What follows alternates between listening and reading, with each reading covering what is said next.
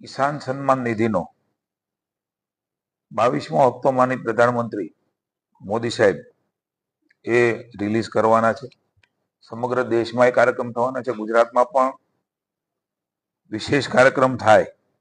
9,32,00,000 ખેડૂતોને 18,640 કરોડની સહાય આ કિસાન સન્માન નિધિમાં દેશમાં આપવામાં આવશે।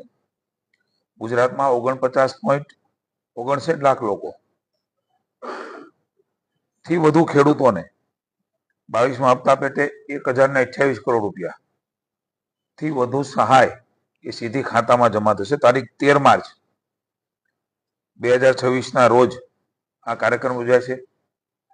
રાજ્ય કક્ષાનો કાર્યક્રમ માની મુખ્યમંત્રીશ્રીની ઉપસ્થિતિમાં ગાંધીનગર ખાતે જે ટેન્ટેટિવ ટાઈમ મળ્યો છે સાંજે 5 વાગે યોજાવાનો છે। સમગ્ર રાજ્યમાં ગ્રામ પંચાયતથી માંડી અને જિલ્લા સુધી અમારા કેવીકે એટલે કૃષિ વિજ્ઞાન કેન્દ્રથી માંડીને વિભાગના જેટલી પણ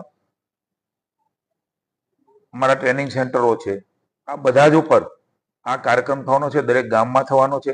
ખાસ કરીને આજની મંત્રીમંડળની બેઠકમાં વિશેષ નિર્ણય થયો છે કે દરેક તાલુકામાં ખેડૂતોને તાલુકા મથક ઉપર ખૂબ સારી વ્યવસ્થા કરીને, કારણ કે ખૂબ સન્માન સાથે આ એમના હપ્તો મળે એનો નિર્ણય કર્યો છે। એટલે તાલુકા લેવલે તમામ તાલુકાઓમાં પણ 1000 થી 2000 ખેડૂતોને એકત્રિત કરાય છે। બાકીની તમામ જગ્યા ઉપર પણ આ ખેડૂતો એકત્રિત થવાના છે અને માનનીય મોદી સાહેબ ત્યાંથી એ હપ્તો રિલીઝ કરશે અને ગુજરાતમાં 1,000 કરોડ રૂપિયા ખેડૂતોના ખાતામાં એ મળવાના છે।